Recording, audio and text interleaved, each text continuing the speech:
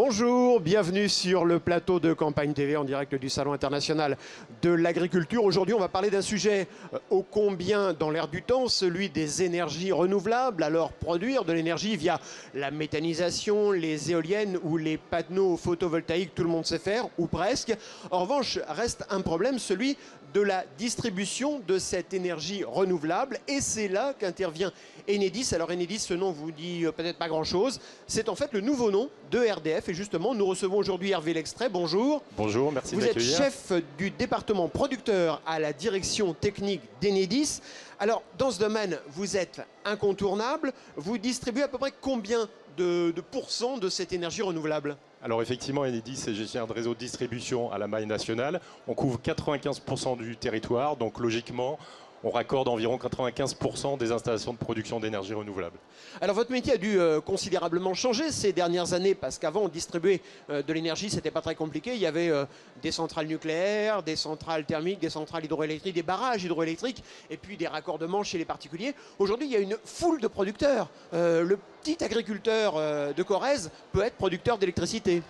Absolument. Alors, distribuer de l'électricité, ça a toujours été un métier complexe, mais effectivement, il est en pleine mutation. Historiquement, la production d'électricité est très centralisée. On a encore toujours de très grosses centrales de production électrique, centrales nucléaires, thermiques, hydrauliques, qui sont raccordées au réseau de transport, et on acheminait l'électricité de l'amont vers l'aval jusqu'au consommateur final. Aujourd'hui, la production d'électricité est en pleine mutation. Depuis quelques années, on raccorde de plus en plus de centrales de production électrique de petite taille. Et ces centrales qui sont de petite taille, on les accueille logiquement au sein du réseau de distribution. Et donc, on adapte le réseau de distribution et même le réseau de transport pour maintenant acheminer l'électricité de l'aval, parfois vers l'amont, puisque ça peut refouler sur le réseau de transport d'électricité.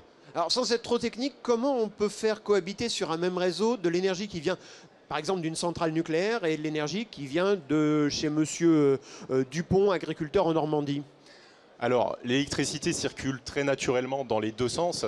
Il faut cependant veiller à ce que le dimensionnement de ce réseau soit suffisant pour pouvoir accepter les capacités de production qui viennent de l'amont et de l'aval. Et c'est en ça que le réseau s'adapte, puisque de plus en plus l'électricité remonte et il faut que le réseau soit dimensionné suffisamment pour permettre à l'électricité de remonter de la basse tension jusqu'à la très haute tension. Alors aujourd'hui, il y a cette fameuse loi de transition énergétique qui fixe les objectifs pour les prochaines années, les prochaines décennies. On nous dit 23% de la consommation en 2020, 32% en 2030. Vous, en tant que technicien, ça vous paraît jouable ? Alors c'est ambitieux. Il va falloir effectivement qu'on accélère le développement des installations renouvelables. Pour l'électricité, cet objectif de 32% à l'horizon 2030, il se décline à 40% d'électricité renouvelable dans le mix énergétique. Donc il faut à peu près qu'on double les capacités qu'on connaît aujourd'hui en France. Donc c'est très ambitieux, mais le réseau de distribution là, a tout son rôle à jouer justement pour adapter et développer de nouvelles capacités d'accueil pour ces énergies renouvelables.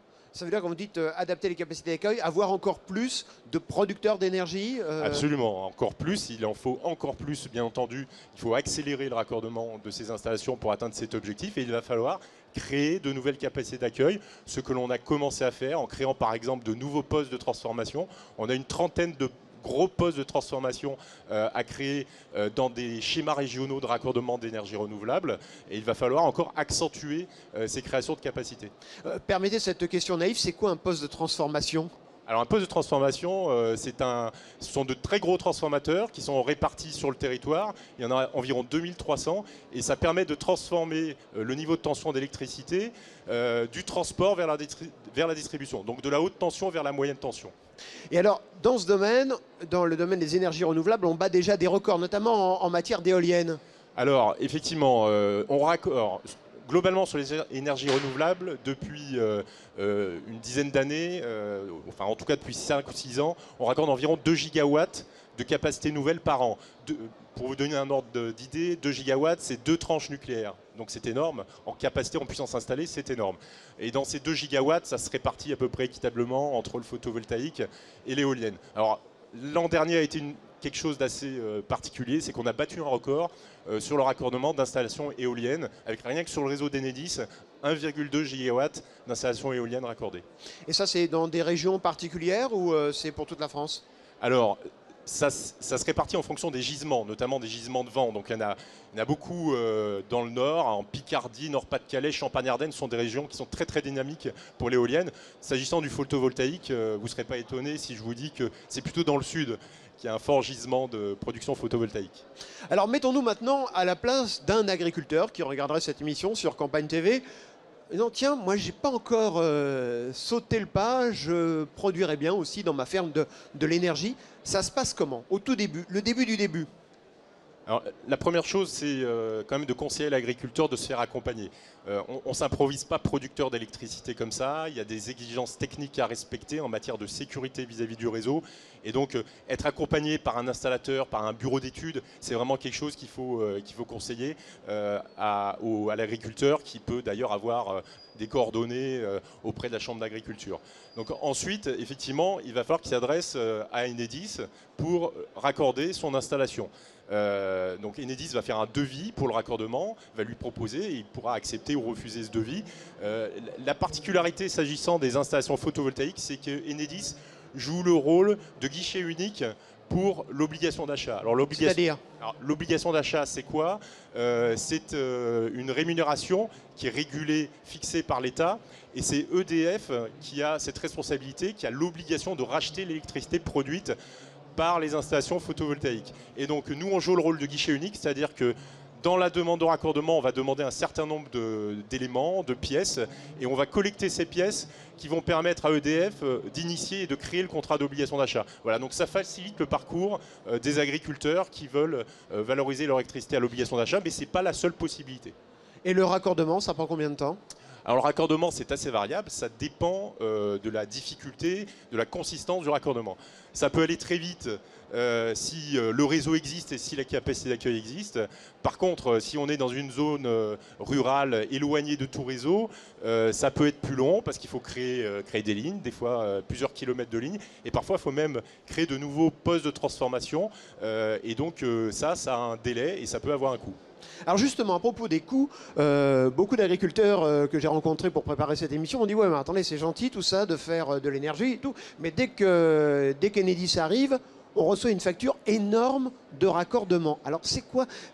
D'abord, est-ce que c'est aussi énorme que ça? Vous allez me dire non sans doute, mais est-ce qu'on a une explication sur le coût de ce raccordement?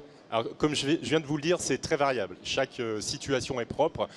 La localisation de l'installation par rapport au réseau et par rapport à la capacité d'accueil existante, c'est ce qui va conditionner le montant du devis de raccordement. On est vraiment sur le coût réel du raccordement qui est reflété dans le devis qu'on envoie à l'agriculteur. Donc ça peut être effectivement un devis qui peut paraître élevé lorsqu'il n'y a pas de réseau tout simplement ou lorsqu'il faut créer un nouveau poste de transformation pour pouvoir évacuer la production d'électricité. Et ce coût risque de diminuer dans le futur? Alors la bonne nouvelle effectivement pour les agriculteurs, mais pour les producteurs d'électricité en général, c'est que le gouvernement a souhaité, dans une loi toute récente qui a été publiée la semaine dernière, qu'une partie de ces coûts de raccordement soit prise en charge par les consommateurs au travers du tarif de réseau, tarif d'utilisation du réseau. Et donc on attend maintenant une déclinaison réglementaire de cette loi pour savoir quelle va être la part du coût du raccordement qui sera prise en charge. Donc ça pourrait faire diminuer la facture pour les agriculteurs à terme. Absolument.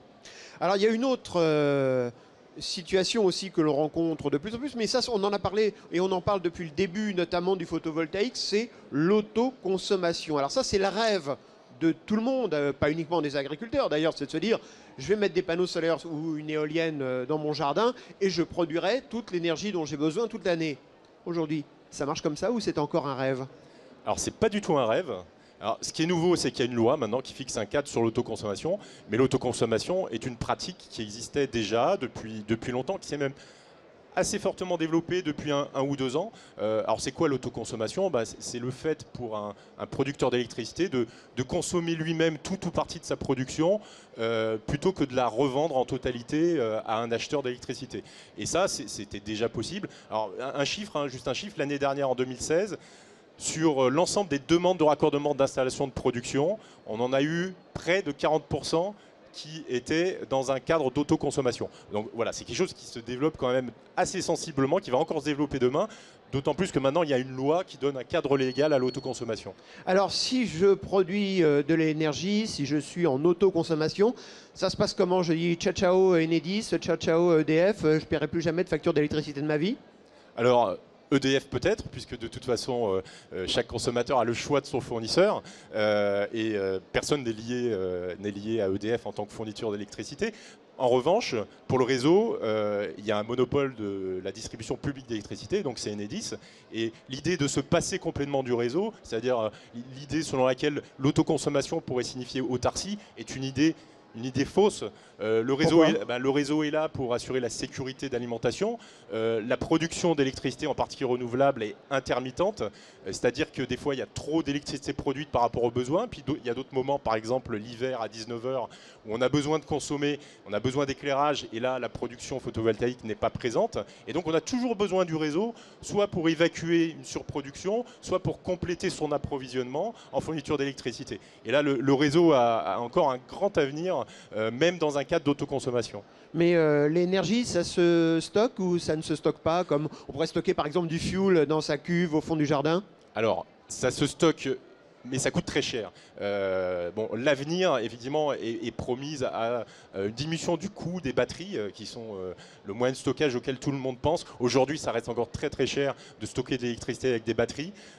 Donc peut-être que demain, on permettra d'améliorer effectivement l'autoconsommation en permettant de stocker une partie de la production. En revanche, la sécurité d'alimentation, c'est-à-dire la garantie d'avoir un réseau présent, notamment lorsqu'on en a besoin le plus, c'est-à-dire au cœur de l'hiver, eh bien, c'est le réseau public qui l'apporte.